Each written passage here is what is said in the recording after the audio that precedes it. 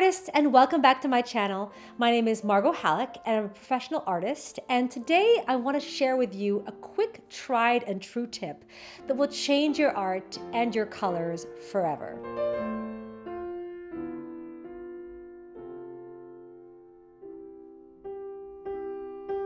So sometimes I get people asking me how they can get their color palettes to look more sophisticated and more elevated and professional looking. This is something that I often hear from beginner painters, but it can also be true for experienced artists who feel like their colors are falling a little bit flat or, lacking that elusive depth and sophistication that's really hard to put into words. So a common mistake I see people make is using colors in a way that is isolated and blocked off one from the other. And most of the time I see this happening when people use preset palettes, preset watercolor tins and palettes. And what often happens is that because you have a lot of colors pre-mixed, the logical next step for a lot of people is to use them as is, for the things that they assume they should be used for. Let me explain. If I'm painting a person and I use just the colors that should be used for the skin on the skin, and just the colors that should be used for the dress on the dress, or let's say I'm painting a leaf and use only green for the leaf and only brown for the branch, it can result in, something that looks very blocky and kind of simplistic in color scheme. And I describe it kind of in a similar way as how a child would color in a picture in a coloring book, putting all the colors where they think that they should belong, logically speaking.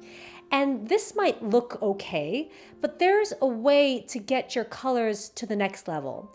And I casually refer to this as cross-pollination.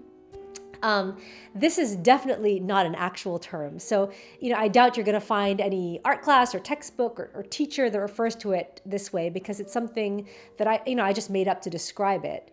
But in nature, when bees pollinate a flower, when they land on, the flower, the pollen gets stuck on their furry little bodies, and they unknowingly carry this pollen to other flowers, which helps in the cycle of growing new flowers. And so the idea here is that you want to take colors that you're using in one spot in your painting and apply them to other areas throughout your painting, regardless of whether they belong there, logically speaking, or not.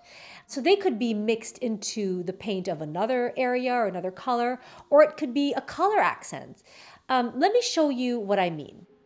Okay, so I have two quick and dirty sketches of some female figures in some dresses. We're going to make this really a kind of a quick and dirty sort of study to show you the difference between using colors that are blocked off and separate from one another versus that method of doing cross-pollination to create more unity.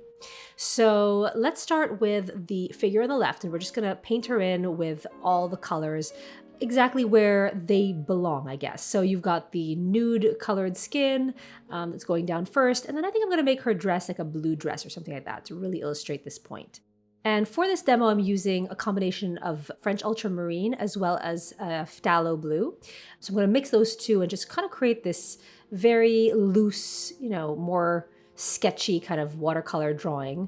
Not getting too hung up on the details because, again, this is really just a demonstration to just show you the idea and principles behind this. Doing the hair now for the head, again, logic will state that if I wanted her hair to be brown, I would just take a burnt umber or a raw sienna or something like that and make her hair brown. And that would be that in terms of the coloration. And so, there's nothing wrong with this, but there's nothing tying all these colors together. And that's part of the problem, is that it can kind of look a little bit juvenile when there's nothing connecting these colors one to the other. And I'm going to add a little bit of shading just because we're going to do a contrast to this on the right. But I'm going to do my shading around the neck area and the torso in a darker value of that nude that I first applied. So we're basically talking about a brownie kind of taupe going on here.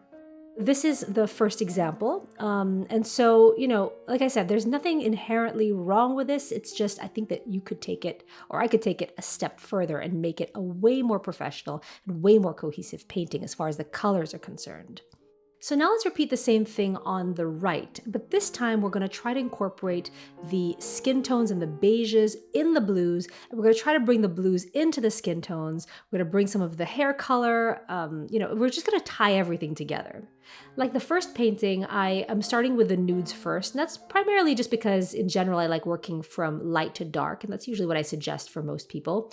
So we're going to set down this skin tone, and I'm actually going to bring that into the dress as well. So we're going to start by bringing these tonal colors into the dress, and you'll see how that'll start to, blend into some of the blues. And I'm going to start putting the blues down now, using the same blues as before. So we're looking at these apples to apples and with the same colors. And I'm going to take my blues into that nude that I created earlier and let those mix. And you can see how there's a little bit of earthiness that starts to come into my blues in the dress. And I'm going to take this a step further, and I'm going to take some more of that beige, and I'm going to put some beige on the right-hand side. And before you freak out about this, don't worry so much about it looking muddy or anything like that. We're not going to distribute this all over the dress. It's just to create a little area on that right side of the dress that ties into the color of the body.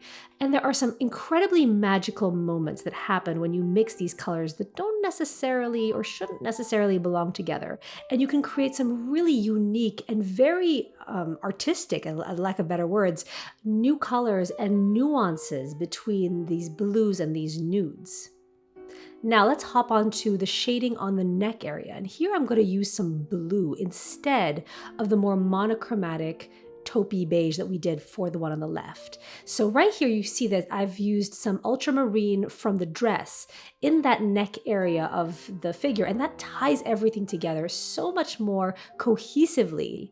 And I'm going to keep doing that everywhere as I keep elaborating on this painting. So I'm going to take a little bit of that brown that I'm going to use a little bit later for the hair, and I'm going to bring that into the bottom of the dress down here, and that is all going to tie in to the final piece. So instead of having this spotty illustration with one color here, one color there, everything is tied in together in more unity and in more harmony with one another.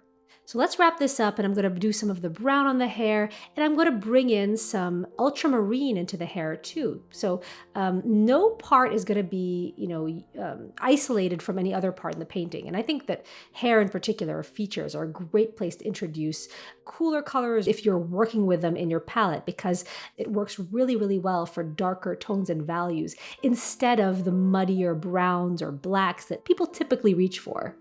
And don't forget to add differences in value too, so you can span, the spectrum from really, really dark instances of certain colors to lighter ones. And so that's something to be sprinkled throughout as well to kind of create more depth and, again, more visual interest.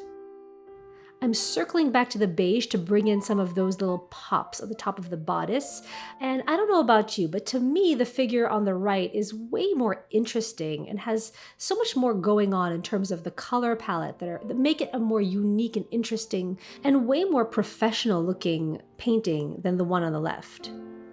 And my favorite areas of this painting are really the areas where we did that cross-pollination trick, like the beautiful areas and shading that are happening on the neck and those neutrals that are being distributed throughout the skirt, which I think are just so elegant. So one of the reasons why this works so well is physics. In nature, light travels from its source and bounces off of objects, reflecting light and colors off of lots of different surfaces. So let's say I have an orange ball next to this white ceramic. You'll see that there are tones of that color that are getting cast onto the white and even onto the table too. So no one color ever lives in total isolation from its environment and its neighbors. Colors are bouncing around throughout the entirety of a space, so you have to keep that in mind when you're painting. So I love comparing these techniques to what you see from the masters of the past. So let's take a look at one of my favorite artists, and probably one of the most famous ones. You'll definitely recognize this painting, and see how he cross-pollinates throughout his painting. So we have a painting by Van Gogh, or Van Gogh, if you want to pronounce it correctly, called La Berceuse, which translates to the woman rocking a cradle. She's wearing a green dress, there's a floral background, there's a little bit of red on what appears to be the floor. But what's really interesting about this painting is that while it may seem like there's a lot of colors going on here, he's reusing the same colors throughout the entirety of his painting. So if you check out this red, this beautiful carmine red that's, being used for the floor, it was mixed with some oranges and some yellows and makes an appearance again into the hair, as well as some of those floral borders that you see in the background. Don't forget also that that beautiful emerald green that we're seeing on her dress is also used throughout the entirety of the background, on accents inside the sleeves, on some of the stems. And something I noticed as well is how this red makes an appearance mixed into the very pale pinks of the flowers. And so again, that's an area of cohesion. So this entire painting, although there are so many colors and so much vibrancy going on, is being held together by the fact that we're seeing the repetition of the same colors throughout that builds that sense of unity throughout the entirety of this painting. Isn't that so cool? Once you start noticing that little detail, I think it'll change your life. And once you start applying it in your art, it will change your art. So I hope you enjoyed that little color hack. I hope that you try it out on your next painting, because I think that, first of all, you'll be surprised, and that it'll be fun to experiment and to see what amazing new colors and color palettes you can come up with just that little tip. As always, thank you so much for watching and for joining me every week, and I'll see you next time.